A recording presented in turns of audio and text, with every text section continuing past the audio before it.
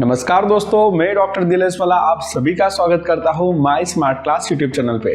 आज हम सीखने वाले हैं chemistry class 11 chapter number 5 state of matter की एक्सरसाइज का सॉल्यूशन। इस एक्सरसाइज के सॉल्यूशन में हम प्रॉब्लम तो सॉल्व करेंगे लेकिन उसके एक्सप्लेनेशन के साथ। तो चलिए विदाउट वेस्टिंग टाइम शुरू करते हैं आज का वीडियो। हमारा पहला क्वेश्चन है 5.1। What will be the minimum pressure required to compress 500 decimeter cube air at 1 bar to 200 decimeter cube at 30 degree Celsius. तो चलो मैं इसको ग्राफिकल वे से आपको एक्सप्लेन करता हूँ कि ये जो हमारा भाई गैस है उसका वॉल्यूम है 500 डेसीमीटर क्यूब और उसका प्रेशर है 1 बार। अगर हम इस गैस को कंप्रेस करते हैं, मतलब देखो ये मैंने गैस को कंप्रेस किया है, तो अब इसका वॉल्यूम हो जाएगा 200 डेसीमीटर क्यूब और यहाँ पे जो टेम्परेचर है वो 30 डिग्री सेल्सियस है। तो हमें फाइंड आउट करना है कि कितना मिनिमम प्रेशर चाहिए तब जाके ये गैस का वॉल्यूम रिड्यूस होगा 500 decimetre cube two 200 decimetre cube. तो चलिए इसका सॉल्यूशन करते हैं। तो पहले जो इनिशियल कंडीशन थी वो थी P1, मतलब प्रेशर P1 था 1 बार, उस टाइम पे वॉल्यूम उसका था 500 डेसीमीटर क्यूब। जो फाइनल वॉल्यूम हुआ वो हुआ 200 decimetre cube, temperature 30 degree Celsius है और ये P2 मतलब ये जो मिनिमम प्रेशर है वो हमें फाइंड आउट करना है। तो जैसा कि इस चैप्टर में हमने देखा था तो 3 मेन लॉ आए थे गैस के, वो था Boyle's law, Charles law and Gay Lussac law. तो जब भी कांस्टेंट टेम्परेचर होता है तब यूज होता है बॉयल्स लॉ, जब कांस्टेंट प्रेशर होता है तब यूज होता है चार्ल्स लॉ एंड जब भी कांस्टेंट वॉल्यूम होता है तब यूज होता है गैल्यूसेक लॉ। अब जैसा कि देख सकते हो कि यहाँ पे टेम्परेचर कांस्टेंट है इसलिए यहाँ पे बॉयल्स लॉ यूज होगा। और आपको पता ही है बॉयल्स लॉ में क्या होता है, P1 V1 is equal to P2 V2, मतलब P इंटू V होता है कांस्टेंट। अगर हमें यहाँ पे P2 को फाइंड आउट करना है तो हम P2 को सब्जेक्ट बनाएंगे तो हमें इक्वेशन मिलेगी P1 V1 अपॉन V2। अब देखो P1 की वैल्यू हमारे पास वो है 1 बार, V1 है हमारा 500 और V2 है 200, तो हमें P2 मिल जाएगा 2.5 बार। तो ये हमारा आंसर है। हमारा नेक्स्ट क्वेश्चन है 5.2। A vessel of 120 ml capacity contains a certain amount of gas at 35 degrees Celsius and 1.2 bar pressure. The gas is transferred to another vessel of a volume 180 ml at 35 degrees Celsius. What would be the pressure? आपको question शायद समझ में आ गया होगा, मैं explain भी करता हूँ इसको। हमारे पास एक गैस है जिसका वॉल्यूम 120 ml है, टेम्परेचर उसका 35 डिग्री सेल्सियस है और यहाँ पे प्रेशर है 1.2 बार। अब इस गैस को हम ट्रांसफर कर रहे हैं एक दूसरे वेसल में जिसका वॉल्यूम 180 ml है और यहाँ पे जो हम ट्रांसफर करें उस टाइम पे टेम्परेचर हमने 35 डिग्री सेल्सियस कांस्टेंट रखा है और हमें फाइंड आउट करना है प्रेशर। तो चलिए अगेन जो गिवन डेटा है वो हम रख रहे हैं। P1 है 1.2 बार प्रेशर, V1 है 120 ml, V2 है 180 ml। यहाँ पे जो ट्रांसफर में टेम्परेचर रहता है वो 35 डिग्री सेल्सियस कांस्टेंट टेम्परेचर है और P2 वो हमें फाइंड आउट करना है। अगेन जैसे कि हमने देखा था कि बॉयल्स, चार्ल्स एंड गैल्यूसेक में constant temperature, constant pressure and constant volume होता है, तो यहाँ पे भी टेम्परेचर हमारा कांस्टेंट है, इसीलिए हम यूज करने वाले हैं बॉयल्स लॉ को। तो अगेन इक्वेशन आएगी P1 V1 is equal to P2 V2 और हमें यहाँ पे चाहिए P2, तो P2 को सब्जेक्ट बनाएंगे तो इक्वेशन बनेगी P1 V1 divided by V2। अब वैल्यू सब्स्टिट्यूट करेंगे, P1 हमारा है 1.2 बार, V1 है 120 ml एंड V2 है 180 ml। तो हम इसको सॉल्व करेंगे तो हमें आंसर मिलेगा 0.8 बार। हमारा नेक्स्ट क्वेश्चन है 5.3।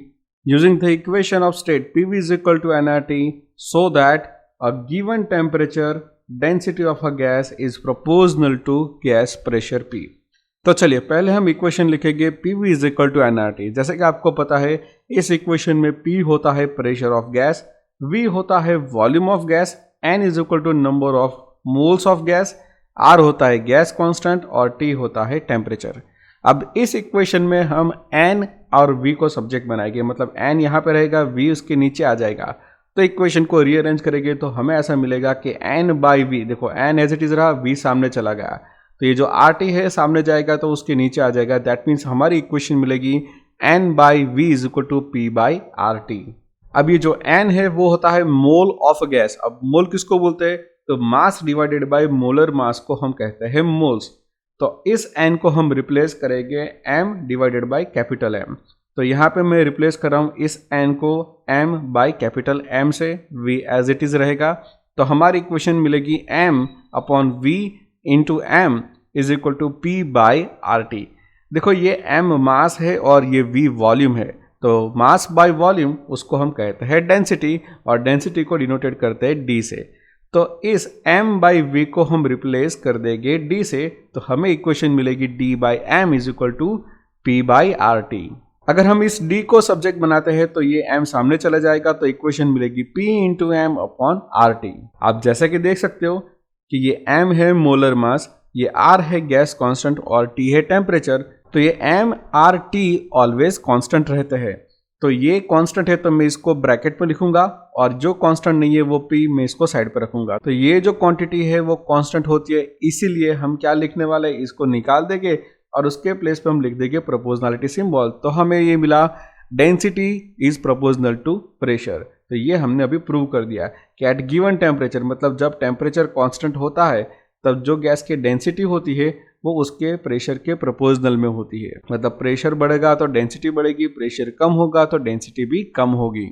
हमारा नेक्स्ट क्वेश्चन है 5.4। At 0 degree Celsius the density of certain oxide of a gas at 2 bar is the same as that at dinitrogen at a 5 bar. What is the molecular mass of the oxide? देखो यहाँ पे हमें molecular mass of oxide find out करना है, लेकिन उससे पहले हम कंडीशन समझ लेते हैं क्या है। तो देखो यहाँ पे मैंने एक ऑक्साइड लिखा है, मतलब ये ऑक्साइड ऑफ गैस है जिसका जो टेम्परेचर है वो टी ऑक्स मतलब ऑक्साइड है, इसका 0 डिग्री सेल्सियस रखा हुआ है, प्रेशर है उसका 2 बार और डेंसिटी इसकी हमने लिखी है DOX। सेम वैसे हम डाइनाइट्रोजन के बारे में लिखेंगे, तो जो टेम्परेचर है वो 0 डिग्री सेल्सियस, जो प्रेशर है वो होगा 5 बार और डेंसिटी होगी DN2। तो देखो अब यहाँ पे हो क्या रहा है कि ये दोनों कंडीशन यहाँ पे गिवन है और साथ में ये बताया है कि इन दोनों की डेंसिटी सेम है, मतलब ये D ऑफ ऑक्साइड मतलब डेंसिटी ऑफ ऑक्साइड वो सेम है डेंसिटी ऑफ नाइट्रोजन के जैसे, और हमें फाइंड आउट करना है molecular mass of this oxide. Dinitrogen का मोलिकुलर मास तो हमें पता है, लेकिन ये फाइंड आउट करना है कि ये गैस का मोलिकुलर मास कितना है। तो चलिए हम कंडीशन लिखते हैं कि फॉर ऑक्साइड टेम्परेचर होगा 0 डिग्री सेल्सियस, प्रेशर होगा 2 बार और डेंसिटी DOX लिखेंगे। सेम वैसे हमने नाइट्रोजन के लिए भी लिख दिया और जो कंडीशन है DN2 is equal to DOX वो भी लिख दिया। अभी जस्ट हमने न्यूमेरिकल 5.3 में देखा था कि density is equal to pressure into molecular mass divided by RT होता है। अगर हम इस RT को इधर ले ले तो हमारी इक्वेशन हो जाएगी DRT is equal to P into M मतलब प्रेशर इंटू मोलिकुलर मास। आप जैसा कि देख सकते हो कि दोनों की डेंसिटी सेम है, इसलिए ये D होगा कांस्टेंट, R तो गैस कांस्टेंट है तो वो तो कांस्टेंट ही रहेगा। ये T टेम्परेचर जो इस न्यूमेरिकल में 0 डिग्री सेल्सियस है दोनों के लिए, तो ये भी कांस्टेंट है। दैट मीन्स ये तीन क्वांटिटी DRT कांस्टेंट है, इसलिए हम कह सकते हैं कि प्रेशर इंटू मोलिकुलर मास वो हो जाएगा कांस्टेंट। तो अगर वो कांस्टेंट है तो हम इन दोनों गैस के लिए ऐसा लिख सकते हैं कि pressure of oxide into the molecular mass of oxide is equal to pressure of nitrogen into the molecular mass of nitrogen. और हमें फाइंड आउट करना है मोलिकुलर मास ऑफ ऑक्साइड, तो इसको सब्जेक्ट बनाएंगे तो हमारी इक्वेशन होगी pressure of nitrogen into molecular mass of nitrogen divided by pressure of oxide. अब इस सब के वैल्यू हम सब्सटीट्यूट करेंगे, लाइक प्रेशर ऑफ नाइट्रोजन जो यहाँ पे गिवन है 5 बार तो वो हमने लिखा, ये नाइट्रोजन है तो उसका मोलिकुलर मास होगा 28 क्योंकि एक नाइट्रोजन का होता है 14, तो N2 डाइनाइट्रोजन का होगा 28, और ये जो ऑक्साइड है उसका प्रेशर है 2 बार। ये तीनों के वैल्यू सब्सटीट्यूट करके हम कैलकुलेशन करते हैं तो M ऑक्साइड मतलब मोलिकुलर मास ऑफ ऑक्साइड मिलेगा हमें 70 ग्राम पर मोल। हमारा नेक्स्ट न्यूमेरिकल है 5.5। Pressure of 1 gram of an ideal gas A at 27 degree Celsius is found to be at 2 bar. When a 2 gram of another ideal gas B is introduced in the same flask at a same temperature and pressure becomes 3 bar. Find the relationship between their molecular masses. तो देखो इस condition को हम पहले समझते हैं कि suppose ये हमारा फ्लास्क है, दिखता नहीं फ्लास्क जैसा लेकिन समझ लो कि ये कोई फ्लास्क है जिसके अंदर 1 ग्राम हमने एक आइडियल गैस को भरा हुआ है। उस टाइम पे टेम्परेचर उसका 27 डिग्री सेल्सियस है और प्रेशर उसका 2 बार है, मतलब इसको हमने P1 बोल दिया कि 2 बार प्रेशर है। इस फ्लास्क के अंदर हम एक दूसरा गैस जिसका नाम B है उसको इंट्रोड्यूस करते हैं और वो 2 ग्राम जितना है। अब जब भी हमने इसको ऐड किया तो उसके बाद जो प्रेशर होगा वो बन जाएगा 3 बार प्रेशर, और हमें फाइंड आउट करना है इन दोनों गैस के मोलिकुलर मासेस के बीच का रिलेशनशिप। तो चले हम पहले इक्वेशन यूज करने वाला है, आइडियल गैस है इसलिए PV is equal to nRT। अब इस PV is equal to nRT equation को हम ऐसे भी लिख सकते हैं कि PV is equal to m upon mRT, क्योंकि ये n मोल है तो मोल होगा mass divided by molar mass, इसीलिए हम इसको ऐसे भी लिख सकते हैं। अब इसी इक्वेशन को हम थोड़ा रीअरेंज करने वाला है। ये प्रेशर को यहाँ रखेंगे, m को यहाँ पे सामने ले जाएंगे और ये स्मॉल m है मतलब मास को इधर ले जाएंगे और v आ जाएगा इधर पे। तो इस इक्वेशन को ऐसे लिख सकते हैं कि P into M divided by small m। ये P है प्रेशर, ये कैपिटल M है मोलर मास, ये स्मॉल m है mass, R gas constant, T temperature और V वॉल्यूम। अब ये जो इक्वेशन है ना, यहाँ पे RT बाई V ये 3 कांस्टेंट चीज है, इसलिए हम गैस A और B दोनों के लिए ये P, M और ये M की वैल्यू लिखेंगे। सो फॉर गैस A ये इक्वेशन ऐसी होगी PA upon MA is equal to RT by V। Same for gas B ये इक्वेशन होगी PBMB divided by MB is equal to RT by V। तो इस दोनों इक्वेशन को हम कंपेयर कर सकते हैं क्योंकि ये RT बाई V दोनों सेम हो गए कांस्टेंट वैल्यू, इसीलिए हम लिखेंगे PAMA divided by MA is equal to PBMB divided by MB। ये PA मतलब प्रेशर जो पहले था A का वो कितना था 2 बार, तो उसकी जगह पे हम 2 लिखेंगे। और ये कितना लिया था हमने 1 ग्राम, इसलिए ये 1 रखा। जो PB है तो उसके बाद हो जाता है 3 बार, इसलिए हमने यहाँ पे 3 लिखा। ये MB जो हमें पता नहीं है, ये MA भी पता नहीं है, और ये MB लिया था 2 ग्राम। देखो ये जो प्रेशर है ना PB वो फाइनल प्रेशर है, मतलब ये गैस B का प्रेशर नहीं है लेकिन इन दोनों के मिलने के बाद का प्रेशर है। और ये PA मतलब जो सिर्फ पहले गैस A था उसका प्रेशर है, मतलब ये फाइनल कंडीशन है और ये इनिशियल कंडीशन है। आप ये A और B से कंफ्यूज मत होना। तो देखो अब यहाँ पे ये 2 है तो ये 2 इसके मल्टीपल में चला जाएगा तो वो हो जाएगा 4MA, और ये 1 ये 3 के मल्टीपल में जाएगा तो हो जाएगा 3MB। तो अगर हम MA को सब्जेक्ट बनाए तो हमें इक्वेशन मिलेगी 3/4MB। तो ये रिलेशनशिप है MA और MB, मतलब ये गैस A और B के मोलिकुलर मास के बीच का रिलेशनशिप। हमारा नेक्स्ट न्यूमेरिकल है 5.6। The drain killer drain X contain small bits of the aluminium which react with the caustic soda to produce the dihydrogen gas. What volume of dihydrogen at 20 degrees Celsius and 1 bar will be released when 0.15 gram of aluminium is reacts. तो चलिए सबसे पहले हम reaction लिखते हैं कि कौन सी reaction यहाँ पे होती है, क्योंकि विदाउट केमिकल रिएक्शन ये हम नहीं सॉल्व कर सकते। तो देखो ये रिएक्शन है 2 aluminium plus 2 NaOH plus 2 H2O gives 2 NaAlO2 plus 3 H2। तो यहाँ पे 2 × 27 मतलब ये जो 27 है वो मोलर मास है एल्यूमिनियम का, तो वो 2 मोल होगा यूज, तब जाके हाइड्रोजन मिलेगा हमें 3 मोल्स। अब 1 मोल ऑफ हाइड्रोजन होता है STP पे तो उसका वॉल्यूम होता है 22.4 लीटर, तो यहाँ पे 3 मोल मिला है मतलब वो होगा 3 × 22.4 लीटर। अगर हम STP पे 2 × 27 ग्राम ऑफ एल्यूमिनियम लेंगे तो जो हाइड्रोजन गैस रिलीज होगा उसका वॉल्यूम होगा 3 × 22.4 लीटर। लेकिन अगर हमने 0.15 ग्राम जो यहाँ पे कहा है ना 0.15 ग्राम लेते हैं एल्यूमिनियम एट STP पे, तो कितना हाइड्रोजन गैस रिलीज होगा। तो उसके वॉल्यूम के लिए देखो यहाँ पे क्रॉस मल्टीप्लिकेशन होगा, ये 0.15 इसके साथ मल्टीप्लाई होगा, ये नीचे चला जाएगा, तो हमें आंसर मिलेगा 0.1866 लीटर। ये लीटर है। अगर इसको हम ml में कन्वर्ट करें तो यहाँ पे डेसिमल पॉइंट शिफ्ट हो गए 3, तो आंसर आएगा 186.6 ml H2 gas will be released when 0.15 gram of aluminium react. लेकिन देखो ये कंडीशन STP की है, लेकिन जो हमें फाइंड आउट करना है वो है 20 डिग्री सेल्सियस पे। तो उसके लिए हम क्या करेंगे, सिंपल इक्वेशन हमारी आइडियल गैस इक्वेशन है ना उसको ही लिखने वाले हैं, और उसका एक्सटेंडेड फॉर्म मतलब P1 V1 upon T1 is equal to P2 V2 by T2। यहाँ पे P1 होगा 1 एटमोस्फेयर, V1 वो वॉल्यूम है 186.6 ml, T1 STP पे है मतलब 273.15 केल्विन।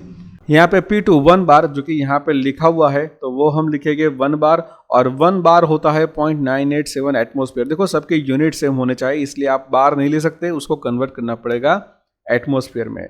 वॉल्यूम हमें फाइंड आउट करना है और टेम्परेचर गिवन है 20 डिग्री सेल्सियस, तो हम उसको कन्वर्ट करेंगे केल्विन में बाय एडिंग 273.15, तो हमें मिलेगा 293.15 केल्विन। अब हम इस इक्वेशन में V2 को सब्जेक्ट बनाएंगे तो हमें इक्वेशन मिलेगी P1 V1 T2 divided by T1 into P2। अब हमें ये V2 की इक्वेशन मिलेगी P1 जो कि 1 एटमोस्फेयर है इसलिए हमने यहाँ पे 1 रखा, V1 तो 186.6 ml, तो वो हमने यहाँ पे रखा। ये T2 ये 293.15, तो वो हमने यहाँ पे रखा। T1 जो है 273.15, वो हमने यहाँ पे रखा, ये T1 की वैल्यू। तो ये P2 होगा 0.987 एटमॉस्फेयर, तो वो हमने यहाँ पे रख दिया। तो इन सब की कैलकुलेशन करेंगे तो हमें V2 मिलेगा 203 ml, जो हमारा आंसर है। हमारा नेक्स्ट न्यूमेरिकल है 5.7।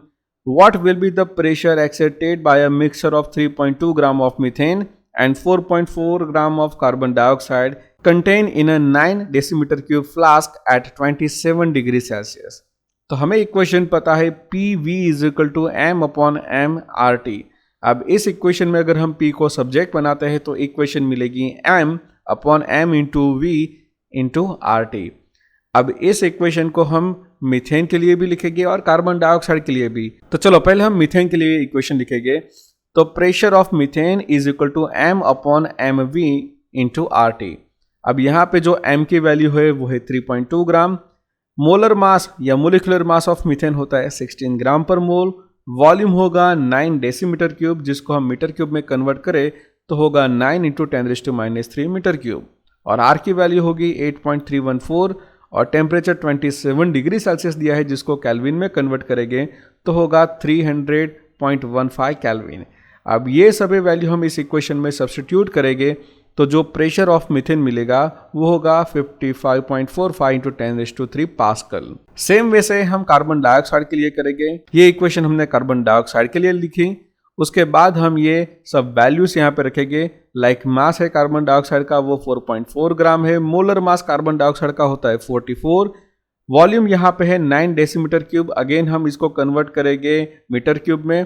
ये R की वैल्यू सेम रहेगी और टेम्परेचर 27 डिग्री मतलब 300.15 केल्विन। तो हमें जो प्रेशर ऑफ CO2 मिलेगा वो होगा हमारा 27.73 इंटू 10⁻³ पास्कल। देखो अब जो फ्लास्क में ये दोनों गैस है तो टोटल प्रेशर फाइंड आउट करना हो तो इन दोनों के प्रेशर का हमें समेशन करना पड़ेगा। तो देखो यहाँ पे मैं वैल्यू रखने वाला हूँ प्रेशर ऑफ मीथेन की और यहाँ पे प्रेशर ऑफ कार्बन डाइऑक्साइड। तो इन दोनों का समेशन करेंगे तो आंसर आएगा 83.18 इंटू 10⁻³ और अगर हम पावर को शिफ्ट करते हैं मतलब डेसिमल पॉइंट यहाँ पे शिफ्ट होगा तो वो हो जाएगा 8.318 इंटू 10⁻⁴ पास्कल। अगर आपको ये डेसिमल पॉइंट को शिफ्ट करना या साइंटिफिक नोटेशन को लिखना नहीं आता हो तो मैंने एक वीडियो उसके लिए बना के रखा है। ऊपर आई बटन आता होगा, वहां पे जाके या डिस्क्रिप्शन में भी लिंक गिवन होगी, आप वहां जाके भी वो वीडियो देख के ऐसे डेसिमल पॉइंट का मूवमेंट या हम बोलते हैं साइंटिफिक नोटेशंस कैसे कन्वर्ट करते वो आप सीख सकते हो। हमारा नेक्स्ट क्वेश्चन है 5.8। What will be the pressure of a gaseous mixture when 0.5 liter of H2 at 0.8 bar and 2 liter of dioxygen at 0.7 bar are introduced in a 1 liter vessel at 27 degree Celsius. तो चलिए सबसे पहले find out करेंगे हम partial pressure of H2 in a vessel और उसके लिए हम इक्वेशन यूज करेंगे P1 V1 is equal to P2 V2 और यहाँ पे जो P1 है वो होगा 0.8 बार, V1 है 0.5 लीटर, P2 वो हमें पता नहीं और जो वॉल्यूम है वो गैसियस वेसल का जो बताया है 1 लीटर। तो इसके लिए हम P2 को सब्जेक्ट बनाएंगे तो हमारी इक्वेशन मिलेगी P1 V1 बाई V2 और यहाँ पे वैल्यू सब्स्टिट्यूट करोगे तो हमें P2 मिलेगा 0.4 बार। अगर आपके माइंड में क्वेश्चन आ रहा है कि सर हमने ये इक्वेशन क्यों यूज़ की, तो देखो यहाँ पे टेम्परेचर हमने रखा है कांस्टेंट और जब भी टेम्परेचर कांस्टेंट रखते हैं तब हमें यूज़ करना होता है बॉयल्स लॉ और ये हमने बॉयल्स लॉ ही लिखा है। सेम कंडीशन हम ऑक्सीजन के लिए करेंगे तो ऑक्सीजन का पार्शियल प्रेशर कितना होगा, तो same equation P1 V1 is equal to P2 V2। यहाँ पे P1 है 0.7 बार, यहाँ पे लिखा है ना ऑक्सीजन के लिए। V1 है हमारा 2 लीटर डाइऑक्सीजन लिया है। P2 जो हमें फाइंड आउट करना है और जो फाइनल वेसल का वॉल्यूम है वो है 1 लीटर, तो वो हमने यहाँ पे रखा हुआ है। P2 को सब्जेक्ट बनाएंगे तो इक्वेशन मिलेगी P1 V1 by V2। Value substitute करेंगे तो कैलकुलेशन से हमें जो प्रेशर ऑफ ऑक्सीजन मिलेगा वो होगा 1.4 बार। अब यहाँ पे टोटल प्रेशर फाइंड आउट करना हो तो हमें करना पड़ेगा summation of partial pressure of hydrogen as well as oxygen. तो हाइड्रोजन का मिला था 0.4 बार एंड ऑक्सीजन का मिला 1.4 बार, तो इन दोनों का समेशन करेंगे तो आंसर मिला 1.8। हमारा नेक्स्ट क्वेश्चन है 5.9। Density of gas is found to be 5.46 gram per decimetre cube at 27 degrees Celsius at 2 bar pressure. What will be its density at STP? तो चलिए सबसे पहले हम समझते हैं कि एसटीपी किसको कहते हैं। तो एसटीपी का मतलब होता है standard temperature and pressure, means 273.15 kelvin, यानी कि 0 डिग्री सेल्सियस टेम्परेचर होगा, प्रेशर होगा 1 बार, और अगर पास्कल में बात करें तो वो होगा 10⁵ pascal pressure. And this value is approximate freezing temperature of a water and atmospheric pressure at a sea level. तो ये जो कंडीशन है, मतलब ये 0 डिग्री सेल्सियस मतलब वो approximate freezing temperature of water है, और ये प्रेशर 10⁵ पास्कल या 1 बार वो है एटमॉस्फेरिक प्रेशर पे। अगर एसटीपी पे कोई भी गैस 1 मोल है तो उसका जो वॉल्यूम होगा वो होगा 22.71098 लीटर। यहाँ पे लीटर पर मोल लिखा है, मतलब 1 मोल गैस का, मतलब जो आइडियल गैस है अगर एसटीपी पे रखा है 1 मोल तो उसका वॉल्यूम इतना होगा 22.71098। तो चलो यहाँ पे जो कंडीशन गिवन है वो हम लिखने वाले हैं, लाइक डेंसिटी D1 जो गिवन है 5.46 और प्रेशर है 2 बार, टेम्परेचर है यहाँ पे 27 डिग्री सेल्सियस जिसको हमने केल्विन में कन्वर्ट किया तो वो मिला 300.15 केल्विन। अब ये जो P2, T2 and D2 condition है ये एसटीपी की कंडीशन है, मतलब एसटीपी पे जो प्रेशर होगा वो 1 बार प्रेशर होगा, जो टेम्परेचर होगा वो है 273.15 और उस टाइम पे हमें डेंसिटी को फाइंड आउट करना है। जैसा कि हमने न्यूमेरिकल 5.3 में इस इक्वेशन को देखा था कि D = m/RT × P। तो एट 27 डिग्री सेल्सियस के लिए अगर हम इस इक्वेशन को लिखें तो हम ऐसे लिख सकते हैं कि density at 27 degree Celsius is equal to m, जो कि कांस्टेंट ही रहेगा, यहाँ पे pressure at 27 degree Celsius, r और ये T मतलब टेम्परेचर एट 27 डिग्री सेल्सियस। तो ये मैंने किया 27 डिग्री सेल्सियस के लिए। सेम हम एसटीपी के लिए भी लिख सकते हैं। अब हम लेने वाले हैं इन दोनों वैल्यू का रेशियो, मतलब density at 27 degree Celsius divided by density at STP, ऐसा करने वाला है। तो चलो इस रेशियो को हम ऐसे लिखने वाले हैं कि D27 डिवाइडेड बाय DSTP। तो ये इक्वेशन एज इट इज आ गई और इस इक्वेशन को हम कर देंगे ऐसे इन्वर्ट, क्योंकि यहाँ पे इसके डिवाइड करेंगे तो जो डिनोमिनेटर में था वो न्यूमरेटर में आ जाएगा और जो न्यूमरेटर में था वो डिनोमिनेटर में आ जाएगा, इसलिए इसका यहाँ पे उल्टा हो गया। अब इस इक्वेशन में यहाँ पे हम DSTP को सब्जेक्ट बनाएंगे, तो जो हमें इक्वेशन मिलेगी D27 degree Celsius into R into T27 degree Celsius divided by M into P27 degree Celsius into M into pressure of STP divided by R into temperature at STP। अब जो common चीज़ है वो cancel out हो जाएगी, like यहाँ पे M R cancel out हो जाएगा, तो जो टर्म्स बचेगी वो होगी D27 degree Celsius multiply by temperature at 27 degree Celsius divided by pressure at 27 degree Celsius, और इसको मल्टीप्लाई करेंगे P मतलब pressure at STP divided by temperature at STP से। तो वैल्यू सब्स्टिट्यूट करेंगे तो यहाँ पे 27 डिग्री पे जो डेंसिटी है वो है 5.46, टेम्परेचर 27 डिग्री सेल्सियस मतलब केल्विन में होगा वो 300.15, तो वो लिखा, प्रेशर कितना था वो 2 बार था, तो ये P1 की वैल्यू मतलब P27 डिग्री सेल्सियस जो हमारा P1 होगा वो 2 बार यहाँ पे आ गया। STP पे प्रेशर होता है 1 बार प्रेशर, तो वो हमने यहाँ पे रख दिया, और टेम्परेचर होता है 273.15, तो वो हमने यहाँ पे सब्स्टिट्यूट कर दिया।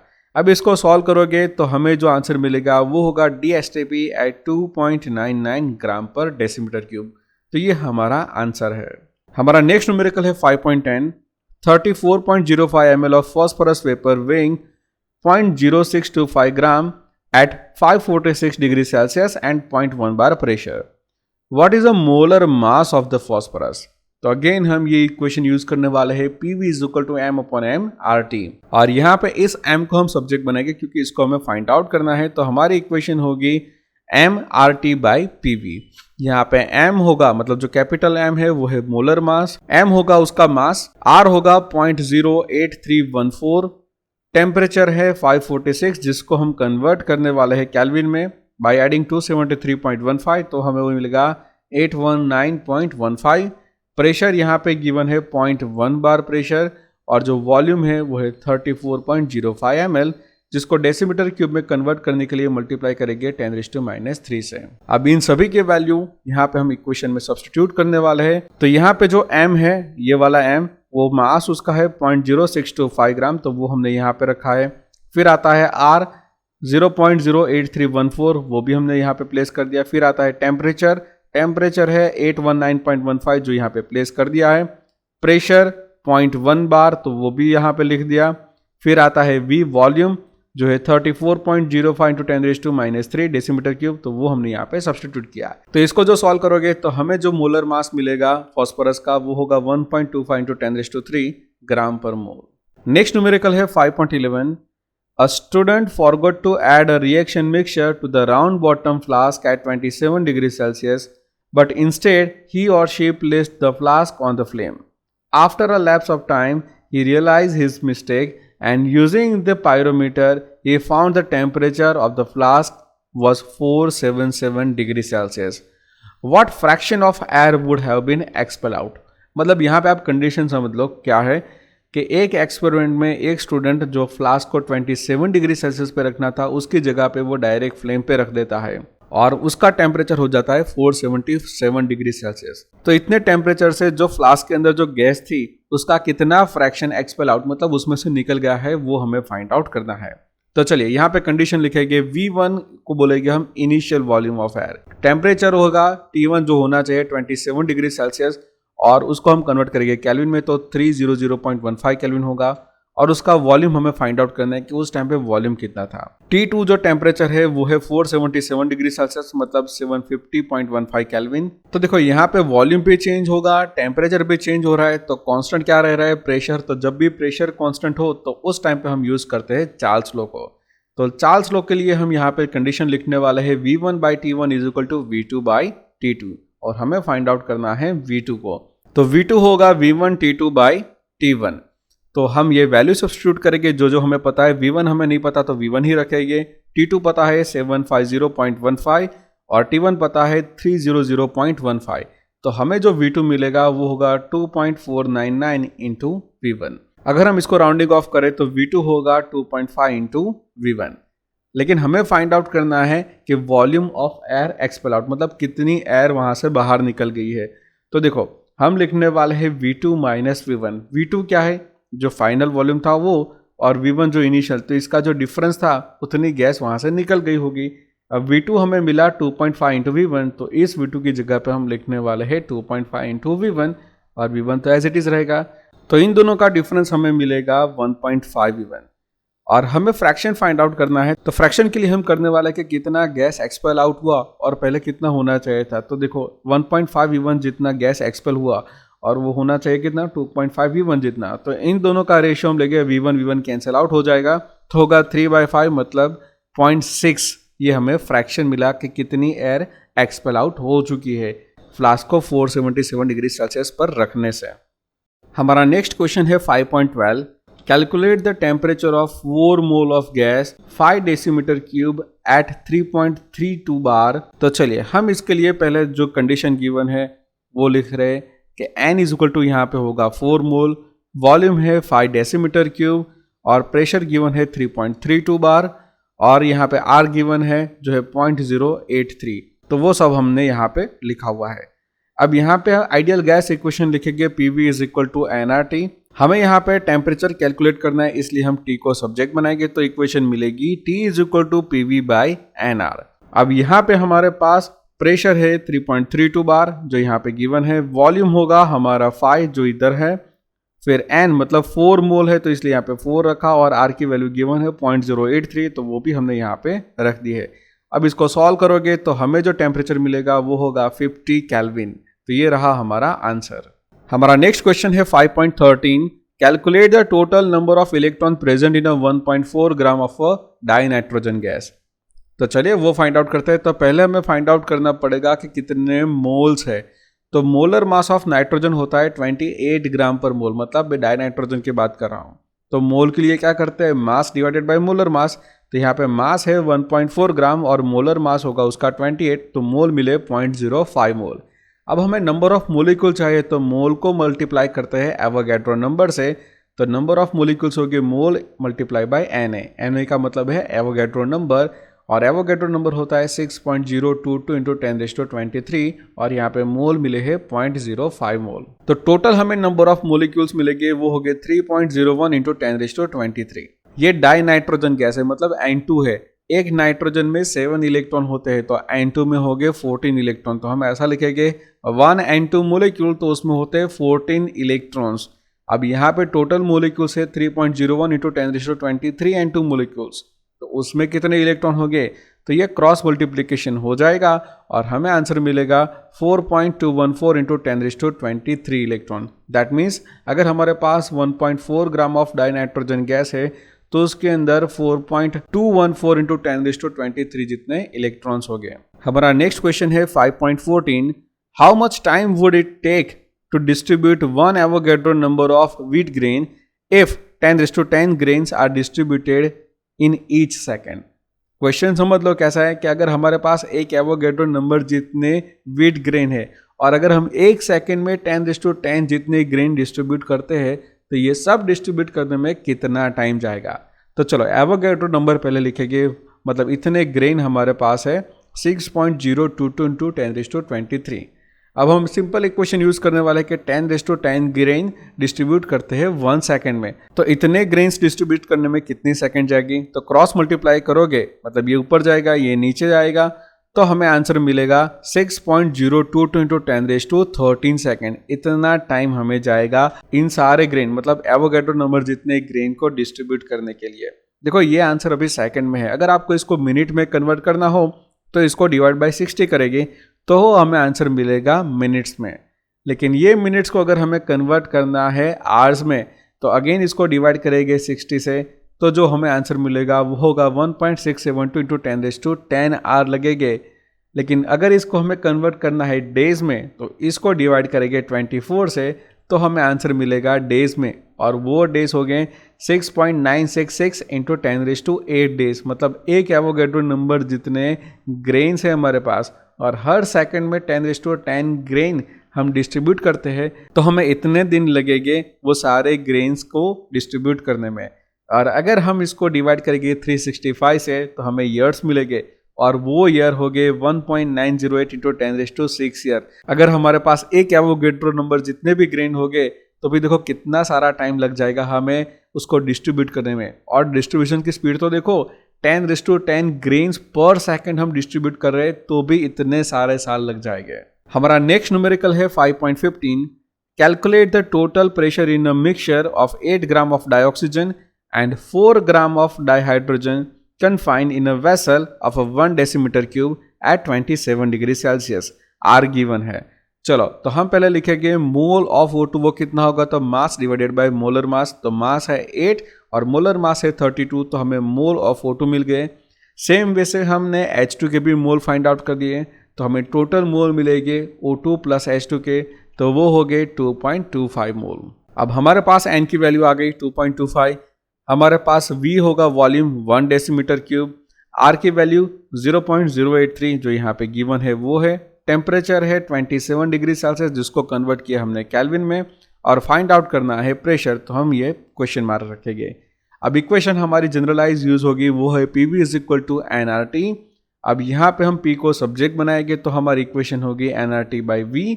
अब जो nRT और V की वैल्यू है वो हम सब्स्टिट्यूट करेंगे और कैलकुलेशन करेंगे, तो हमें जो प्रेशर मिलेगा वो होगा 56.025 बार प्रेशर। हमारा नेक्स्ट क्वेश्चन है 5.16, payload is defined as a difference between the mass of displaced air and the mass of the balloon. Calculate the payload when a balloon of a radius 10 meter, mass 100 kg is filled with the helium at 1.66 bar at 27 degree Celsius. यहाँ पे density of air given है, are की value given है और हमें यहाँ पे calculate करना है पेलोड को। तो चलिए जो डेटा गिवन है पहले वो लिखते हैं। तो रेडियस बलून की है वो है r is equal to 10 metre. अगर बलून को परफेक्टली स्फेरिकल कंसिडर कर दें तो उसका वॉल्यूम होगा 4/3 पाई आर क्यूब जितना। तो अब यहाँ पे 4/3 वैल्यू रखेंगे, पाई मतलब 22/7 और r है 10 मीटर और उसका क्यूब करेंगे तो वो होगा 10⁻3। तो जो वॉल्यूम हमें मिलेगा वो होगा 4190.48 मीटर क्यूब। अब यहाँ पे जो डेंसिटी गिवन है वो है 1.2 किलोग्राम पर मीटर क्यूब। ये डेंसिटी ऑलरेडी यहाँ पे गिवन है इसलिए हमने वो रखा। आपको पता है कि density is equal to mass by volume होता है, और अगर हमें मास ऑफ डिस्प्लेस्ड एयर चाहिए तो हमें करना पड़ेगा डेंसिटी को वॉल्यूम से मल्टीप्लाई। तो हम लिखेंगे mass of displaced air is equal to density into volume. तो डेंसिटी यहाँ पे गिवन है 1.2 और वॉल्यूम मिला 4190.48। तो इन दोनों को मल्टीप्लाई करोगे तो आंसर मिलेगा 5028.58 किलोग्राम। जो मास होगा डिस्प्लेस एयर का। अब मास ऑफ हीलियम बलून वो कैलकुलेट करेंगे, तो उसके लिए हम यूज करने वाले हैं हमारी ये इक्वेशन कि PV is equal to nRT, तो PV is equal to m by mRT, तो m कितना होगा PVM डिवाइडेड बाई RT। तो यहाँ पे m होगा मोलर मास ऑफ हीलियम जो होता है 4 ग्राम पर मोल। अगर इसको किलोग्राम में कन्वर्ट करें तो वो होगा 4 इंटू 10⁻³ किलोग्राम पर मोल। वॉल्यूम गिवन है 4190.48 मीटर क्यूब, और इसको डेसीमीटर क्यूब में कन्वर्ट करें तो मल्टीप्लाई करना पड़ेगा 10⁻³ से। तो इन सभी वैल्यू को हम इस इक्वेशन में, मतलब ये वाली इक्वेशन में सब्स्टिट्यूट करेंगे।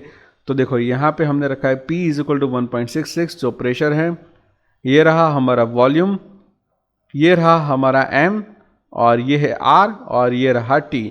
तो जो हमें मास मिला वो है 1117.46 किलोग्राम। तो बलून का जो टोटल मास होगा वो कितना है, तो पहले उसका खुद का मास इतना है और साथ में 100 किलोग्राम जो हमने फिलअप किया है गैस उसका है, तो इसलिए उसका टोटल मास होगा 1217.46 किलोग्राम। तो पेलोड के लिए हम डिफरेंस ऑफ डिस्प्लेस एयर और मास ऑफ बलून का डिफरेंस लेंगे। तो देखो यहाँ पे पेलोड ये जो लिखा है ना, ये मास ऑफ डिस्प्लेस एयर ये है और ये है मास ऑफ बलून, तो इन दोनों का डिफरेंस हमने लिया तो हमें मिला आंसर 3811.12 किलोग्राम जो पेलोड कहा जाएगा। नेक्स्ट क्वेश्चन है 5.17, calculate the volume occupied by 8.8 gram of CO2 at 31.1 degree Celsius and 1 bar pressure, और R की वैल्यू गिवन है। अगेन हम इक्वेशन यूज करेंगे PV is equal to nRT का, और यहाँ पे n को डिस्प्लेस करेंगे m बाई m से, तो हमें इक्वेशन मिलेगी PV is equal to m upon m RT, और यहाँ पे V को हम सब्जेक्ट बनाएंगे क्योंकि वॉल्यूम फाइंड आउट करना है। तो यहाँ पे इक्वेशन मिलेगी V is equal to m RT by PM।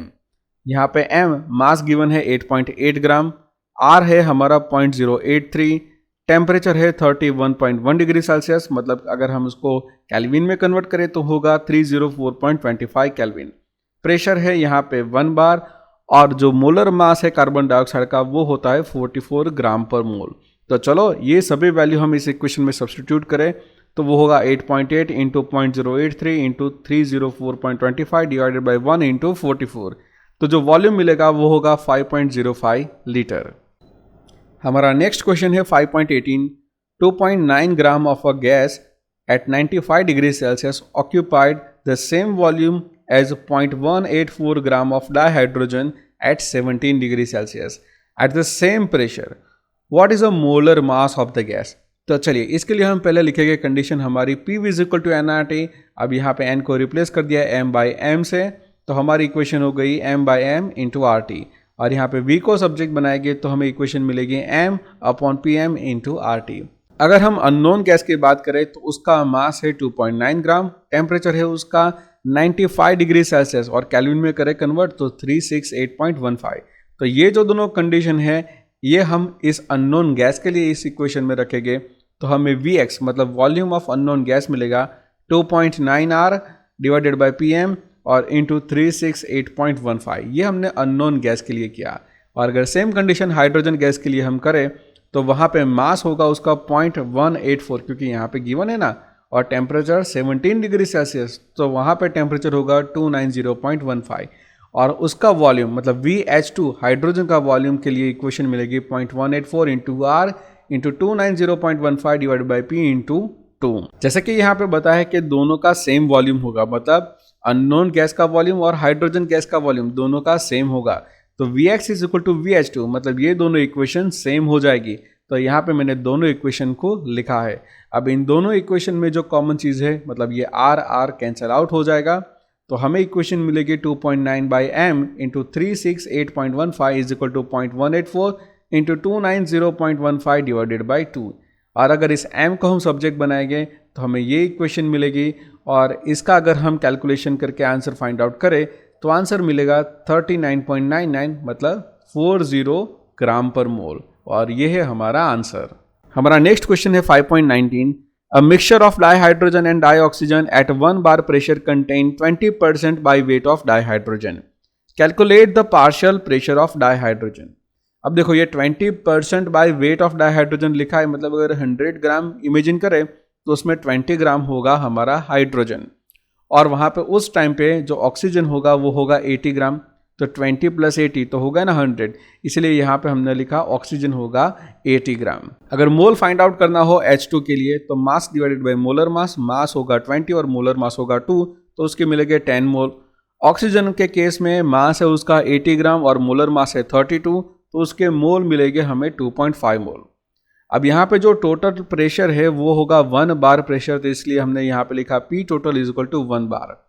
तो हमें अगर फाइंड आउट करना है पार्शियल प्रेशर ऑफ H2 तो कैसे करेंगे, तो ये इक्वेशन हमने ऑलरेडी देखी हुई है पहले कि partial pressure of H2 = mole of H2 divided by mole of H2 plus mole of oxygen multiply by total pressure. तो PH2 के लिए हम वैल्यू सब्स्टिट्यूट करेंगे तो हमें जो आंसर मिलेगा वो होगा PH2 = 0.8 बार। हमारा नेक्स्ट क्वेश्चन है 5.20, what would be the SI unit for the quantity PV² T² divided by N। तो चलिए पहले हमने इस इक्वेशन को लिख दिया, अब हम लिखेंगे SI यूनिट। तो जो SI unit for the pressure है वो होता है न्यूटन पर मीटर स्क्वायर, वॉल्यूम का होता है मीटर क्यूब और टेम्परेचर का होता है केल्विन, और जो मोल होता है उसका लिखते हैं MOL। तो चलो इन सभी यूनिट्स को हम इस इक्वेशन में रखेंगे, तो न्यूटन मीटर (-2), मीटर क्यूब (2) और केल्विन (2) डिवाइडेड बाय मोल। अब ये 3 × 2 करेंगे तो वो हो जाएगा 6, तो इसलिए हमें ये आंसर मिलेगा न्यूटन मीटर (-2 + 6), क्योंकि यहाँ पे ऑलरेडी -2 है तो वो हमने रखा, ये +6 आ जाएगा, केल्विन (2) है और मोल एज इट इज, तो यहाँ पे -2 और +6 तो वो आंसर आ जाएगा 4। तो हमें फाइनल SI यूनिट मिलेगा इस क्वांटिटी के लिए न्यूटन मीटर (4), केल्विन (2) और मोल इनवर्स। हमारा नेक्स्ट क्वेश्चन है 5.21, in terms of the Charles law explain why -273 degree Celsius is the lowest possible temperature. तो देखो चार्ल्स लॉ पहले क्या कहता है वो समझ लीजिए। तो Charles law state that the pressure remaining constant the volume of a fixed mass of a gas is directly proportional to its absolute temperature। अगर हम प्रेशर कांस्टेंट रखें तो फिक्स मास के गैस का जो भी वॉल्यूम है उसके टेम्परेचर के प्रोपोर्शनल में होगा। तो अलग अलग प्रेशर पे डिफरेंट गैस लिए थे और उनके लिए वॉल्यूम वर्सेस टेम्परेचर के ग्राफ प्लॉट किए थे, तो उनको ऐसे ग्राफ मिले थे। फिर इस ग्राफ को उन्होंने एक्स्ट्रापोलेट किया तो वो सभी ग्राफ एक पॉइंट पे मिल रहे थे और वो टेम्परेचर था -273.15 डिग्री सेल्सियस। मतलब ये एक ऐसा टेम्परेचर था जहाँ पे जाके इन सभी गैस का वॉल्यूम हो जाता था 0।